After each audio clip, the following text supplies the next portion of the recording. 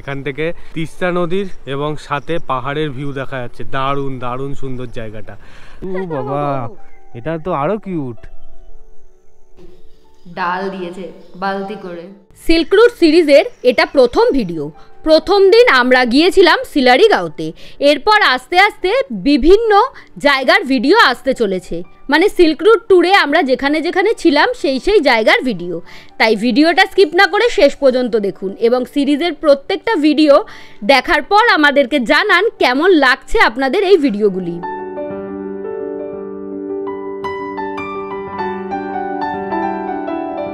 Sealdah railway station থেকে রাত 10টা 5-এর 12343 দার্জিলিং মেল ধরে সকাল 8টা 5 নাগাদ নিউ জলপাইগুড়ি পৌঁছই এবং সেখান থেকেই আমাদের জার্নি স্টার্ট হয় সিল্ক রুটের।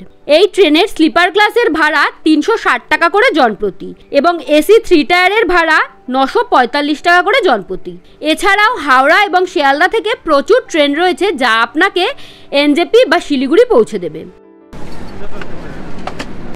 এনজেপি আমার মনের খুব কাছের একটা স্টেশন। 3 নম্বর প্ল্যাটফর্মে নামলাম, বাইরে আমাদের গাড়ি দাঁড়িয়ে আছে। আমরা যাচ্ছি সিল্ক রুট, আর এই সিল্ক রুটের ট্যুরটা আমরা এবার করছি ট্যুর কিংডমের সাথে।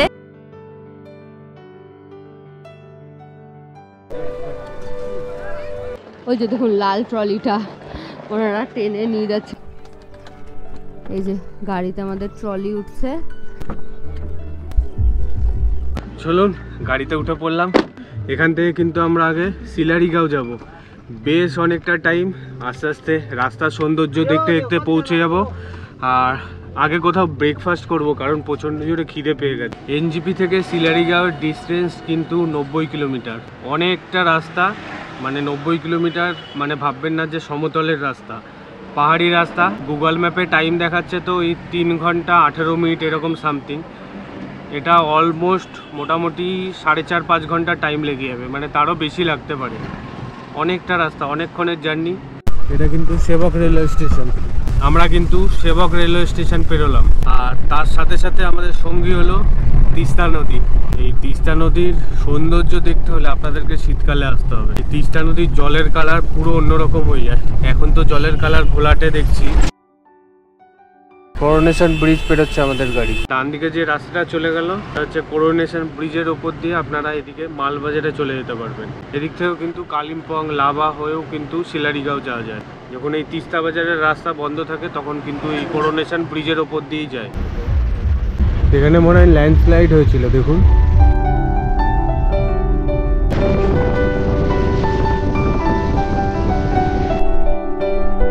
ড্রাইভার দাদা আমাদেরকে একটা জায়গায় নিয়ে এসে দাঁড় করালো। এখান থেকে তিস্তা নদীর এবং সাথে পাহাড়ের ভিউ দেখা যাচ্ছে। দারুণ দারুণ সুন্দর জায়গাটা।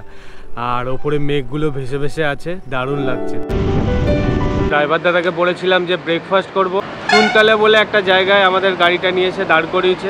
এখানে একটা রেস্টুরেন্ট আছে, হোটেল আদিতিয়া বলে।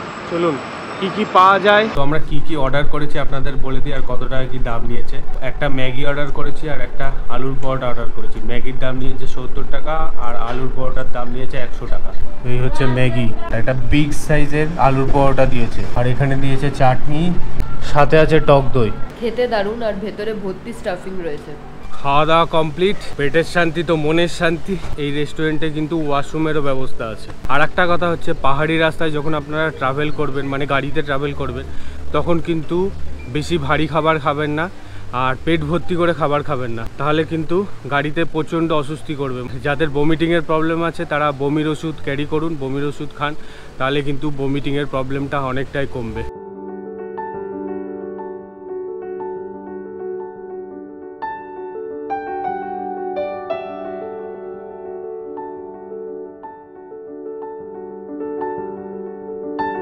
আমাদের গাড়ি কিন্তু ডান দিকে টার্নিং নিয়ে নিল। সোজা গেলে কিন্তু গ্যাংটকের রাস্তা পড়ে। এদিককার রাস্তাটা কিন্তু বেশ ঘোরানো ঘোরানো।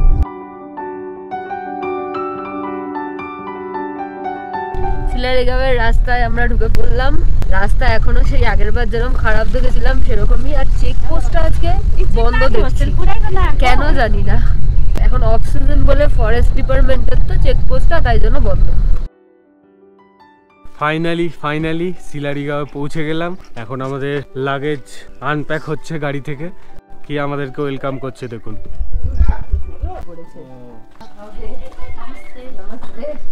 শৈলী রুমে জাস্ট এন্টার করে বলছে যে এখানকার সামনে একটা ব্যালকনি টাইপের আছে, ওই ভিউটা দেখবে বলে দৌড় মারছে দেখুন। এত সুন্দর জায়গায় আসা ভিউ দেখার জন্য, আর ভিউটাই যদি না দেখি তাহলে ঘরে বসে কি লাভ। আসুন। এই সাইডটায় কিন্তু কাঞ্চনজঙ্ঘা দেখা যায়। এখন ওয়েদার খারাপ, দেখুন পুরো মেঘে ঢাকা, কিন্তু এই সময় সৌন্দর্য আলাদা রকমের, তাই তো? দারুণ লাগছে। আর সবচেয়ে বড় কথা, একই জায়গায় বিভিন্ন সিজনে আসলে বিভিন্ন রকম সৌন্দর্য দেখতে পাওয়া যায়। এখন যেরকম টুরিস্ট কম, নেচারটাকে আপনি ভালোভাবে ফিল করতে পারবেন। মানে এই সময় আপনারা আসলে গ্রিনারিটা বেশি দেখতে পাবেন। রুমে চেক ইন করার পরেই কিন্তু এই যে চা দিয়ে গেছে, গরম গরম চা। বাইরের ওয়েদারটা বেশ ঠান্ডা ঠান্ডা, গরম গরম চা খেতে বেশ ভালোই লাগে এরকম ওয়েদারে। হোমস্টের রুমটা আপনাদের সাথে শেয়ার করি। আর আমার মনে হয় মানে এরকম সিলারিগাঁওয়ের মতো অফবিট জায়গায় এত বড় হোমস্টে আমি এর আগে কখনো থাকিনি। রুমটা যে একেবারে নতুন সেটা রুমে ঢুকলেই বোঝা যাচ্ছে। একটা নতুন বানানো ঘরে, মানে নতুন বিল্ডিংয়ে যে একটা স্মেল থাকে সেটা পাওয়া যাচ্ছে। এখানে একটা ডাবল বেড রয়েছে যেখানে ব্ল্যাঙ্কেট, পিলো, কুশন সমস্ত কিছু রয়েছে। এপাশে একটা সিঙ্গেল বেড রয়েছে। এই ডাবল বেডটায় 3 জন শুতে পারবেন আরামসে, আর এটাতে 1 জন, 4 জন মোটামুটি এই ঘরে ধরে যাবে। এখানে একটা ডাস্টবিন রয়েছে। এখানে একটা সেন্টার টেবিল আছে যেখানে জলের জগ এবং গ্লাস রাখা আছে। এখানে একটা উইন্ডো আছে, এই উইন্ডোটা দিয়ে বাইরের সুন্দর ভিউ উপভোগ করতে পারবেন। এখানে চেয়ার আছে, মিরর আছে। এই হলো ওয়াশরুম। ঢুকেই ডান সাইডে একটা ওয়াশ বেসিন আছে, তার উপরে আছে মিরর। এখানে বালতি, মগ সমস্ত কিছু প্রোভাইড করেছে। এখানে আছে ওয়েস্টার্ন টয়লেট সিট, ওপরে আছে গিজার। এখানে জামা কাপড় হ্যাং করার জন্য হ্যাঙ্গারও দিয়েছে। এই হচ্ছে আমাদের রুম থেকে বেরিয়ে এরকম সুন্দর ভিউ। করিডোরের একদম শেষ প্রান্তে গেলে সুন্দর একটা ভিউ দেখতে পাবেন। এখানে দাঁড়ালে আপনারা নেচারটাকে ফিল করতে পারবেন। এই যে ফরেস্ট পুরো। সিলারিগাঁওয়ের সমস্ত হোমস্টে, ওপরেও হোমস্টে আছে। দেখুন মেঘগুলো ভেসে ভেসে যাচ্ছে, কি সুন্দর লাগছে দেখুন। আর চারিদিকে কত পাখি ডাকছে। যখন থেকে এসেছি শুধু কিচিরমিচির করে যাচ্ছে। এখন লাঞ্চ করার জন্য ডাক পড়েছে, নিচে যেতে হবে। নিচে হচ্ছে ডাইনিং হল, অনেকটা বড় ডাইনিং হল। খেতে এসেছি। চেয়ার টেবিলটা দেখেই আমার ভালো লাগলো। আপনারা জানেন আমি কাঠের ফার্নিচার ভীষণ পছন্দ করি। কি কি দিয়েছে আমি একটু বলি, তার আগে আমি দেখাই। এই যে ডাল দিয়েছে বালতি করে, কি সুন্দরভাবে সার্ভ করেছে দেখুন। সরু সরু বড় বড় চালের ভাত দিয়েছে, তাও আবার গরম গরম। আর এইখানে দিয়েছে হচ্ছে পাঁপড় ভাজা, ঝুরঝুরে আলু ভাজা, বাঁধাকপি আর আলু দিয়ে ভেজে দিয়েছে। এখানে আছে ডাল, এই যে হচ্ছে ডিমের কারি। খাবারের টেস্ট কি হবে জানি না, বাট প্রেজেন্টেশনটা দেখেই ভালো লাগলো।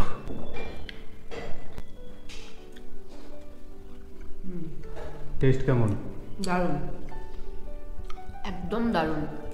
সমস্ত কিছু ধোয়া ওঠা গরম খাবার আর দারুণ টেস্ট। দুপুরবেলায় ভাত খেয়ে ভাত ঘুম দিয়ে দিয়েছি, বিছানায় শুয়েছি আর ঘুমিয়ে পড়েছি দুজনেই।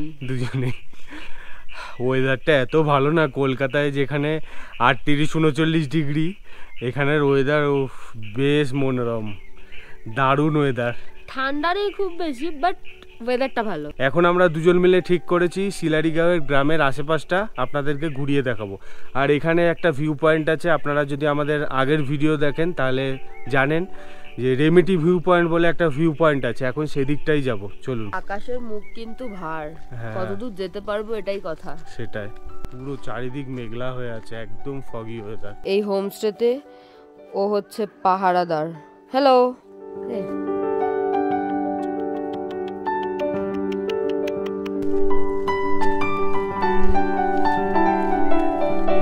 আমাদের সঙ্গী দেখুন, দেখুন আর একজন এসেছে। ও বাবা, এটা তো আরো কিউট।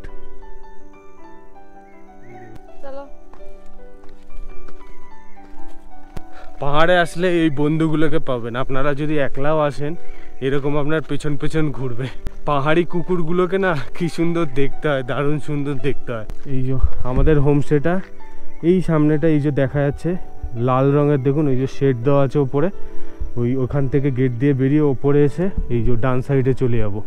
বাহ, রাস্তাটা পাকা করে দিয়েছে। এর আগের বারে যখন এসেছিলাম এই রাস্তাটা তৈরি হচ্ছিল। মেঘ এসে ঢেকে দিল, দেখ। ও বাবা, এই দেখুন মেঘ এসে ঢেকে দিল। শিলারিগাঁওয়ের ওয়েদার কিন্তু পুরো অন্যরকম। এখনই দেখবেন পুরো ক্লিয়ার, কিছুক্ষণ পরে এসেই দেখবেন যে মেঘ এসে ঢেকে দিয়েছে বা বৃষ্টি হচ্ছে এরকম। এটা হচ্ছে ধুপির জঙ্গল, দেখুন পুরো মেঘে ঢেকে গেছে, কি সুন্দর লাগছে দেখুন। একটু আগে পুরো জায়গাটা ক্লিয়ার ছিল, এক্ষুনি মেঘে ঢেকে দিল। দেখেছেন গাছটা কেমন ধুতরা ফুলে ভর্তি, আর কালারটা কি সুন্দর দেখুন, ফানেল ধুতরার। সামনে দেখুন মেঘগুলো ভেসে ভেসে যাচ্ছে। ওয়াও, কি সুন্দর লাগছে দেখুন। এই যে পুরো শিলারিগাঁওটা দেখা যাচ্ছে দেখুন এখান থেকে।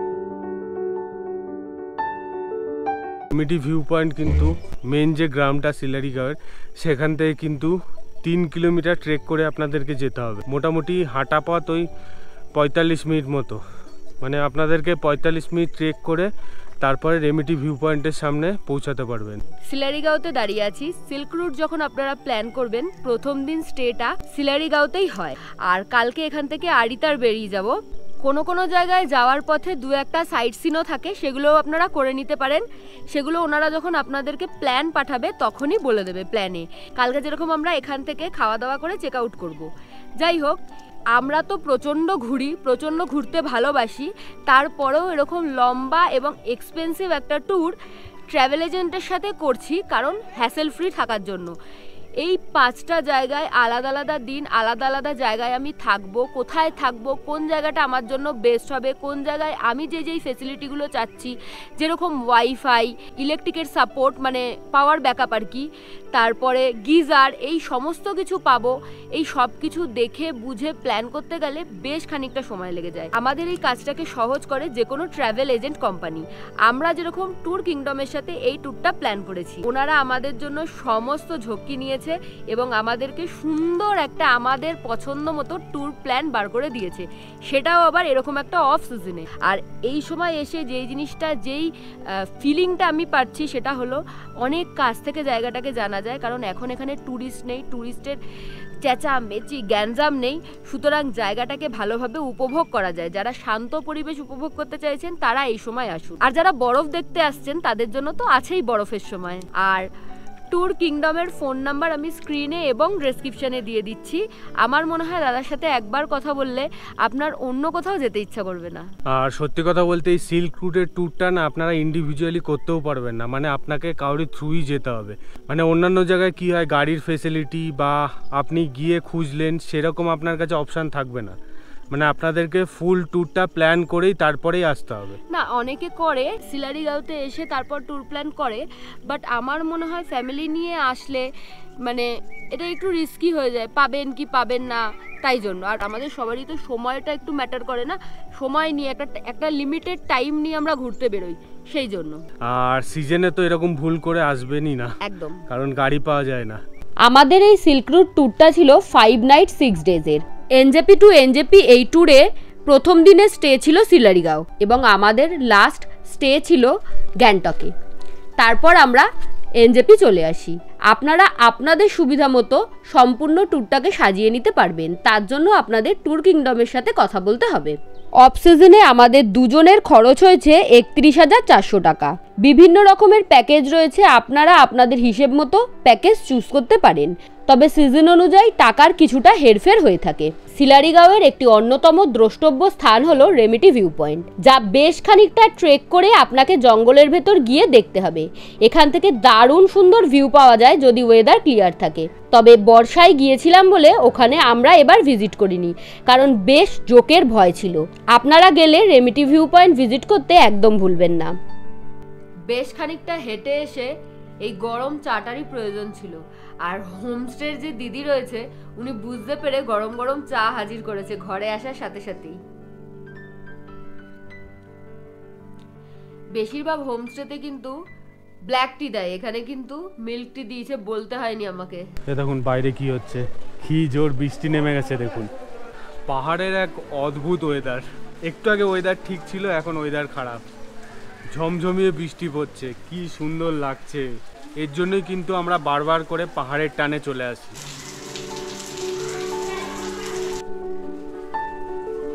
বলতে বলতে বৃষ্টি শুরু হয়ে গেছে, না ছিল সেরকম মেঘ না কিছু। মেঘটা যখন কেটে গেল আমরা ভাবলাম আজ আর বৃষ্টি হবে না, কিন্তু বৃষ্টি শুরু হয়ে গেছে।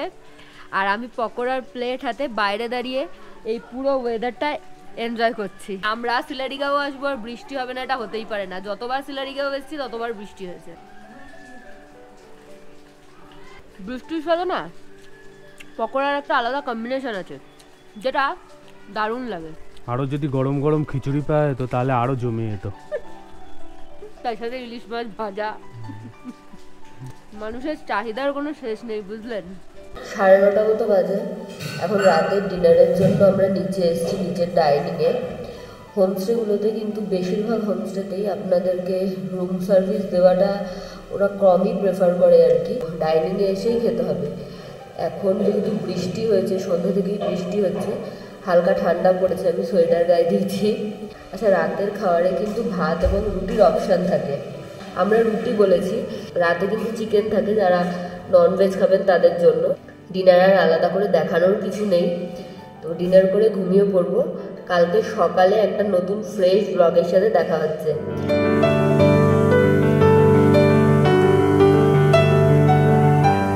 আজকে আমাদের সেকেন্ড দিন আর সিল্ক রুটেরও সেকেন্ড দিন। ও এখন সকাল সকাল রেডি হয়ে গেছি, কিন্তু আকাশের অবস্থা একদমই ভালো না। মেঘে ঢেকে রয়েছে সিলারিগাঁও আর বৃষ্টিও পড়ছে, কালকে রাত থেকে বৃষ্টি হচ্ছে।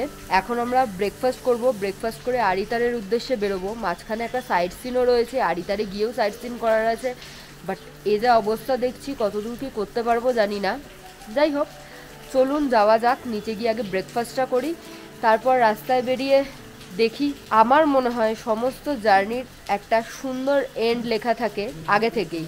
দেখা যাক আমাদের এই জার্নিটার এন্ড কিরকম হয়। তো এই হলো ব্রেকফাস্ট, লুচি আর ঘুগনি।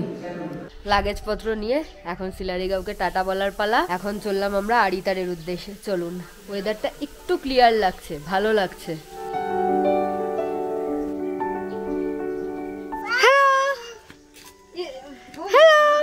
Bye bye. ভিডিওর এই পার্টটা এখানেই শেষ করছি। নেক্সট ভিডিও আসছে খুব তাড়াতাড়ি, তাই চোখ রাখুন। আর এই ভিডিও ভালো লাগলে please do like, share and subscribe শৈলীজ lifestyle. Thank you for watching.